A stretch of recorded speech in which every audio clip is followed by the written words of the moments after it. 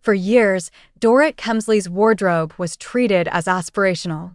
It was part of the fantasy, the glamour, the lifestyle that the Real Housewives of Beverly Hills was built on.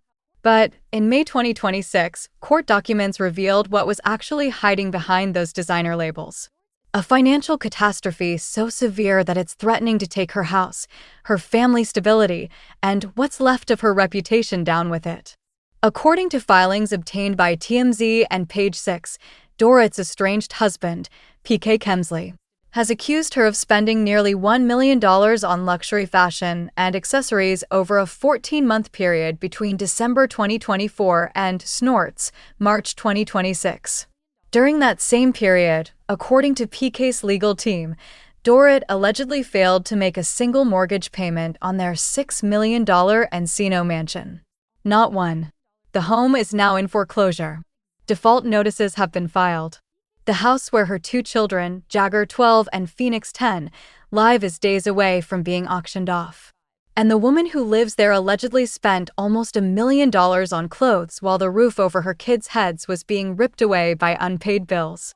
Let's break down exactly where the money allegedly went because the court documents are meticulous. PK's lawyers obtained Dorit's bank statements through subpoenas and laid out the spending in excruciating detail. According to the initial filing covering October 2025 through January 2026 alone, Dorit allegedly spent $68,000 at Louis Vuitton, $70,000 at Chanel, $38,000 at Hermes, $21,000 at Net-a-Porter, $22,000 at Saint Honoré, $20,000 at Anton Jewelry, $6,000 at Gucci, and $10,000 at Shoedazzle Point. That's roughly $287,000 in 4 months on fashion.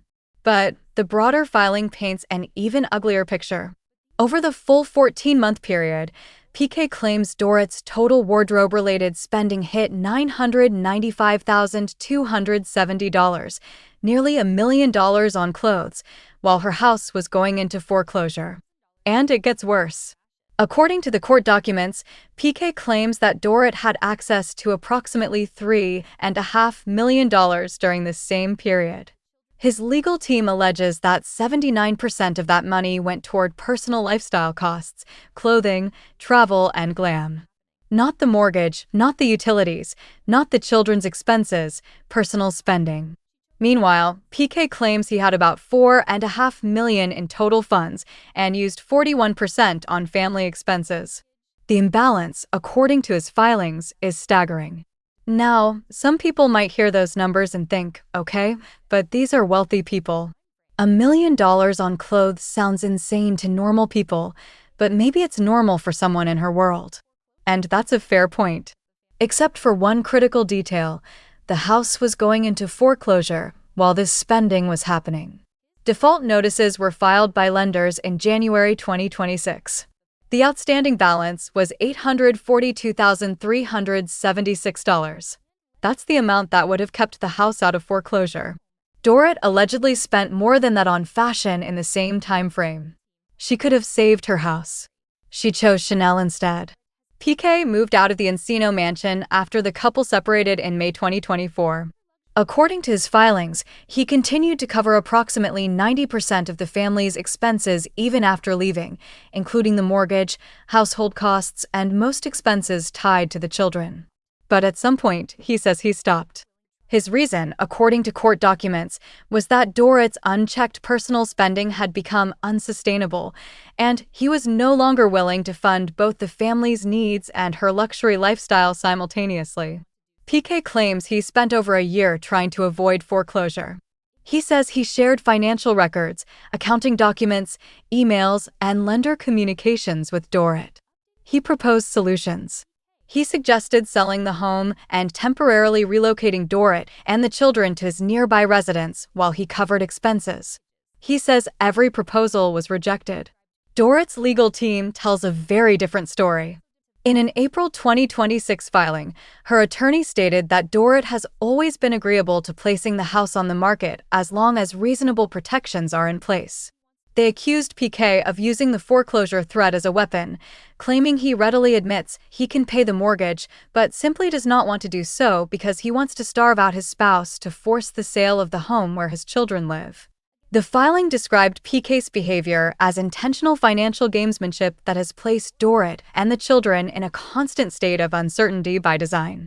Her team also demanded an immediate $50,000 payment and requested updated financial records from PK to verify his claims of financial hardship.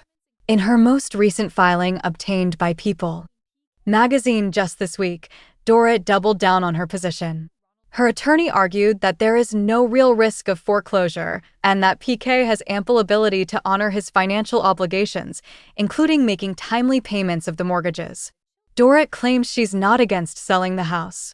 She simply wants financial guardrails and additional protections against PK's ongoing financial tricks. She wants the court to require full financial discovery before any sale is ordered. PK wants the court to move forward immediately without additional discovery. But here's where the situation gets truly disturbing. The children are now in the middle of it. Attorney Ronald Richards, who has been publicly commenting on the case, shared explosive testimony from PK's filings that detail how the children were allegedly used as intermediaries in the financial dispute. Court documents include text messages between PK and one of his children, believed to be his daughter Phoenix, in which the child asks her father to book a vacation for spring break. The exchange starts innocently enough. Phoenix asks PK to book a holiday. PK asks where she wants to go. And then comes the line that made headlines everywhere. Mommy pays for everything. PK's legal team presented these texts as evidence that Dorit was coaching the children to pressure him financially. In his sworn testimony, PK stated, "While I was attempting to address financial issues with the petitioner, she enlisted our daughter to send text messages to me requesting money for the petitioner's personal expenses, including a trip that she wanted to take with the children."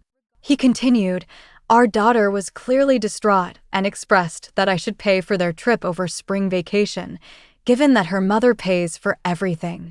Her inappropriate conduct places the children in the middle of a contentious financial dispute and is deeply troubling." The spring break trip itself became another flashpoint. According to reports, Dorit allegedly demanded $100,000 from PK to fund a vacation to Mexico with the two children. When PK reportedly pushed back on the amount, a longtime family friend named Justin Levine filed a declaration describing what happened next. According to Levine, he called Dorit in an attempt to mediate the situation and help the former couple settle their financial disputes. But instead of a calm conversation, Levine alleges that Dorit became highly agitated and that the call was notably different in both tone and intensity compared to previous interactions. He further claims that Dorit instructed him to write down her demands and relay them to PK directly. And here's the bombshell. Levine alleges that Dorit warned that if PK did not meet her financial demands, she would disclose private information about him publicly. $100,000 for a spring break trip to Mexico with two children. And if you don't pay, I'll expose your secrets. Whether you believe PK's version or Dorit's version of this divorce, that allegation alone is explosive. And then came the electricity. In the most recent round of filings, Dorit accused PK of cutting off the electricity to their 8,900 square foot Encino mansion. The image of a $6 million home sitting in darkness while two children live inside it is genuinely disturbing, regardless of who's responsible. Family courts typically view unfavorably any spouse who unilaterally cuts off utilities or essential services, particularly when children are living in the home. If proven, this could significantly damage PK's legal position, regardless of his broader spending allegations against Dorit. But the spending allegations are what dominate the conversation, and they raise a question that fans and legal commentators have been asking for weeks. Is Dorit Kemsley suffering from a genuine shopping addiction? Because the numbers aren't normal. Spending $180,000 in a single day, which is what one filing alleges, across Hermes, Chanel, and Louis Vuitton, is not recreational shopping. It's compulsive behavior. Spending nearly $1 million on fashion while your mortgage goes unpaid and your home slides toward foreclosure is not a lifestyle choice. It's a pattern that suggests something much deeper is going on. And this isn't a new pattern for Dorit. Throughout her time on RHOBH, her finances have been a recurring source of controversy. Before she even joined the cast, there were reports of financial difficulties.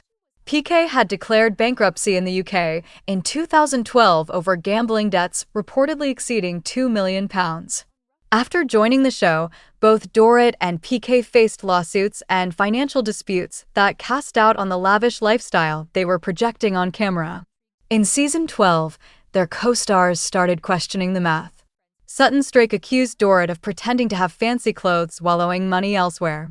Even Erica Jane, who had her own well-documented financial scandal, raised eyebrows at Dorit's spending. Behind the scenes, people in the RHOBH orbit been whispering about Dorit's finances for years. The whispers turned to headlines when it was revealed that the couple owed money to multiple creditors and that lawsuits were piling up. There were questions about whether the designer clothes were real. There were questions about whether they could actually afford the lifestyle. There were questions about whether the entire image was a performance. And now, in 2026, those questions have been answered, not by gossip bloggers or Reddit speculation, but by court documents filed under penalty of perjury. What makes the situation even more frustrating for people following it is the sheer volume of income that was allegedly available. According to PK's filings, Dorit earns at least $166,000 per month. That's nearly $2 million a year. PK's net monthly income is approximately $92,000 based on roughly $887,000 earned between April 2025 and March 2026. He discloses $435,000 in cash and bank accounts, plus around $2 million in property holdings. Between the two of them, there was more than enough money to pay every bill, cover every expense, and still live an extraordinarily comfortable life. And yet, the house is in foreclosure, the electricity has allegedly been cut off, and 2 children are caught in the middle. The issue was never a lack of money. The issue was how the money was being spent or not spent on the things that actually mattered. The Kyle Richards connection adds another layer of intrigue to this entire situation.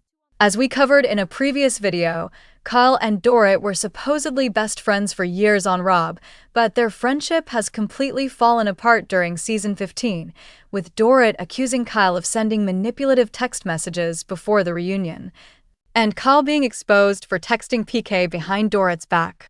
The timing of Kyle's text to PK happening while Dorit's financial life was collapsing in real time has led fans to speculate about whether Kyle was gathering information, picking sides, or simply doing what Kyle always does, positioning herself on the winning side of every conflict.